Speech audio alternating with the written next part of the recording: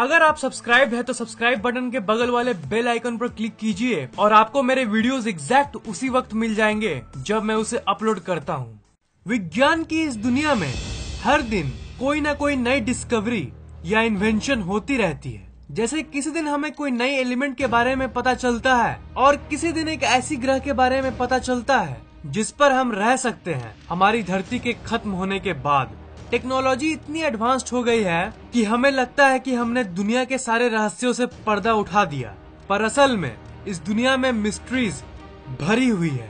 आज हम हमारे इस दुनिया के बारे में कुछ ऐसी मिस्ट्रीज और सिंपल क्वेश्चंस को एक्सप्लोर करेंगे जिसका उत्तर विज्ञान अभी तक नहीं दे पाया। So let's explore the greatest unsolved mysteries in the world. Number 5, the underground mystery. इस धरती के सतह के अंदर क्या है कोई नहीं जानता।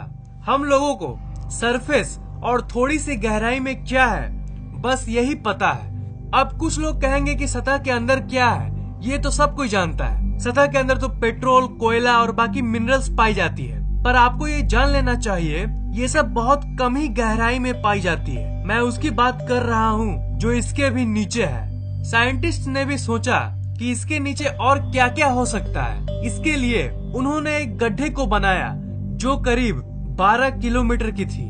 पर आपको शायद ये जान के हैरानी होगी कि बस ये 12 किलोमीटर गहरा गड्ढा दुनिया का सबसे डीपेस्ट गड्ढा है। जी हाँ, आपने सही सुना। आज तक इंसान 12 किलोमीटर से ज्यादा गहरे गड्ढे को नहीं डिग कर सका। इस गड्ढे का नाम है कोला सुपर डीप वेयरहोल और ये रशिया में मौजूद है। और आपको ये जान के हैरानी होगी कि इस गड्ढे को बनाने में करीब 26 साल लग गए थे। अब कुछ लोगों के मन में ये क्वेश्चन आ रहा होगा कि इस गड्ढे को और आगे क्यों नहीं कोड़ा गया, इसे सिर्फ 12 किलोमीटर तक ही क्यों डिग किया गया। इस प्रोजेक्ट को इसलिए बंद कर दिया गया क्योंकि जब ये गड्ढा 12 किलोमीटर तक पहुंचा तब इसकी टेम्परेचर काफी बढ़ गई थी। जैसा कि हम जानते हैं कि आप धरती के जितने अंदर जाओगे उतना टेम्परेचर बढ़ता रहता है क्योंकि आप धरती के कोर के सामने जाते रहते हो। 12 किलोमीटर की स्टेज में टेम्परेचर इतनी बढ़ गई थी कि इस गड्ढे को आगे कोड़ना इम्पॉसिबल था। अगर इसके आगे वो कोड़ते तो कोड़ने वाली जो इंस्ट्रूमेंट है वो भी गल जाती। ये काफी खतरनाक हो सकता था, इसलिए इस प्रोजेक्ट को बंद कर दिया गया। साइंटिस्ट बस अनुमान ही लगा सकते हैं, पर असल में इसके नीचे क्या है कोई नहीं जानता। इस गड्ढे को the deepest artificial point on earth कहा जाता है। मतलब इसके नीचे क्या है किसी को नहीं पता। इसको जस्ट हम प्रेडिक्ट कर सकते हैं। हम लोग अपने एनालिसिस और थिंकिंग से जस्ट थ्योरीज को निकाल सकते हैं, पर एग्जैक्टली ये नहीं कह सकते कि इसके नीचे क्या है। टिपिकली एक्सेप्टेड थ्योरी की बात करें तो हमें स्कूल्स में कुछ ऐसा पढ़ाया जाता है। हम लोग बस एज्यूम कर लिए हैं कि धरती की इतनी लेयर्स हैं, जैसे crust, upper lower mental and outer inner core. पर नए नए डिस्कवरीज होती रहती है और हर बार हमें कुछ नया सुनने को मिलता है। 2014 में एक डिस्कवरी हुई थी। उसके हिसाब से अगर हम धरती के और भी अंदर जाएं तो हमें एक पूरा का पूरा समुद्र मिलेगा जिसमें सतह के ऊपर मौजूद समुद्र से भी ज्यादा पानी है। जी हाँ, आपने सही सुना, एक अंडरग्राउंड ओशन। कुछ लोगों को इस बात पर यकीन नहीं होगा। मुझे भी यकीन नहीं हुआ था जब मैंने इसके बारे में पहली बार सुना था, पर मैं आपको बता देता हूँ कि ये एक कंफर्म्ड रिजल्ट है और आप इसके बारे में नेचर की इंटरनेशनल वीकली जर्नल में पढ़ सकते हो। तो अगर इस जगह पे वाटर मौजूद है तो इस जगह पे जीवन भी मौजूद होगा, क्योंकि वाटर इज लाइफ। जहाँ जल है वहाँ जीवन है। तो इसका मतलब वहाँ कई प्रकार के अजीब क्रिएचर्स भी मौजूद होंगे जिनके बारे में हम बिल्कुल भी नहीं जानते। किसी को नहीं पता कि सतह के नीचे आखिर है क्या। Number 4, unexplored caves. ये एक बहुत ही फेमस फैक्ट है कि दुनिया का 95% समुद्र आज तक अनएक्सप्लोर्ड है। जी हाँ, दुनिया के इतने बड़े समुद्र की एरिया में से 95% अनएक्सप्लोर्ड है। दूर दूर के कुछ ऐसे पार्ट है जहाँ मानव आज तक नहीं पहुँच पाया। बिल्कुल समुद्र की ही तरह इस दुनिया में ऐसे लाखों केव्स यानी गुफाएं हैं जिनमें आज तक किसी ने कदम नहीं रखा और ना ही एक्सप्लोर किया। और जो गुफाएं पाई भी गई उसमें से ज्यादातर किसके लिए बनाए गए थे ये कोई भी नहीं जानता। नेशनल ज्योग्राफिक ने एक रिसर्च के बेस पे ये अनुमान लगाया था कि बिल्कुल समुद्र की ही तरह इस दुनिया में जितने केव्स हैं, उसमें से 90% को हम लोगों ने कभी भी एक्सप्लोर नहीं किया। अमेरिका इस दुनिया का सबसे एक्सप्लोर्ड जगह है, मतलब यहाँ के लगभग हर जगह को एक्सप्लोर किया गया है। पर क्या आप जानते हैं कि अमेरिका जैसी अच्छे से एक्सप्लोर किए हुए जगह पर भी आज तक सिर्फ 50% गुफाओं को ही एक्सप्लोर किया गया है।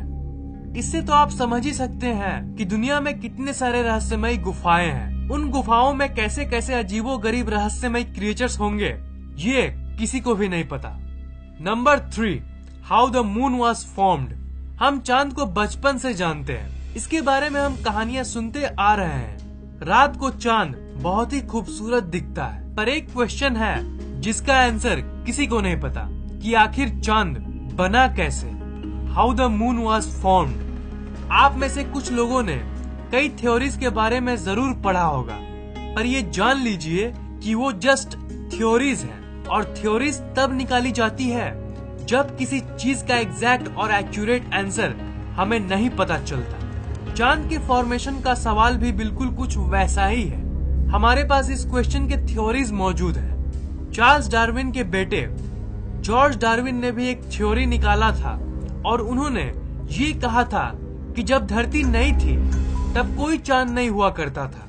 उस समय धरती की स्पिनिंग की रफ्तार काफी तेज थी। धीरे धीरे ये इतनी तेज हो गई कि धरती का कुछ हिस्सा स्पेस में चला गया, और ग्रेविटी के चलते वो टुकड़े आपस में जुड़ के एक गोलाकार ऑब्जेक्ट बन गई, जिसे हम चांद कहते हैं। और जब वो पार्ट धरती से अलग हुई तब धरती की स्पीड नॉर्मल हो गई। दूसरी थ्योरी ये कहती है कि चांद कहीं और फॉर्म हुआ था और किसी समय ये धरती के करीब से गुजर रहा था, पर धरती की ग्रेविटी इतनी ज्यादा थी कि धरती ने इसे पकड़ लिया और आज तक चांद धरती का चक्कर काट रहा है। सबसे popular theory giant impact hypothesis ये कहती है कि कुछ लाख साल पहले कोई बड़ी ऑब्जेक्ट धरती से टकराई थी, और इसी के चलते जो हिस्से बिखर गए थे वो आपस में मिल के मून बन गई। अब आप सोच रहे होंगे कि ये थ्योरीज तो आपस में मैच ही नहीं करती। कोई कहता है कि मून ऐसे फॉर्म हुआ था और कोई कहता है कि मून वैसे फॉर्म हुआ था। तो मैं आपको बता दूं कि साइंस ऐसी ही है, अनएक्सप्लेन्ड चीजों में जस्ट थ्योरीज ही होती है, और मून कैसे फॉर्म हुई ये आज तक एक अनसुलझा रहस्य है। सिर्फ थ्योरीज को मान के हम अपने आप को मना सकते हैं कि हाँ मून ऐसे फॉर्म हुई थी, पर एग्जैक्ट आंसर क्या है ये कोई भी नहीं जानता। Number 2, undiscovered civilisations. जब भी हम पुराने सभ्यताओं के बारे में सोचते हैं तो हमारे दिमाग में मायंस और इजिप्शियंस आते हैं, और इनकी एग्जिस्टेंस को सच में माना गया है, और इसलिए हम इसके बारे में नॉर्मली स्कूल्स और कॉलेजेस में पढ़ते हैं। पर रिसर्चर्स और इतिहासकारों के हिसाब से आज भी इस दुनिया में हजारों या फिर लाखों ऐसे सभ्यताएं हैं जिनके बारे में हमें नहीं पता। कुछ तो आज भी जिंदा है। जैसे पिछली वीडियो में मैंने नॉर्थ सेंटिनल आइलैंड के कुछ निवासियों के बारे में बताया था। वो एक ऐसी सभ्यता है जिनको बाहरी दुनिया से कोई मतलब नहीं है। हर साल कोई ना कोई लॉस्ट शहर डिस्कवर होती है।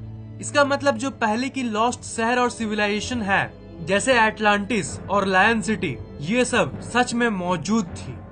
बहुत लोगों को लगता है कि ये सिर्फ कहानियां हैं, पर अगर हम रिसर्च की माने तो ऐसे एक दो नहीं हजारों सिविलाइजेशंस थी और है इस दुनिया में, जिन्हें हमने अभी तक खोजा ही नहीं।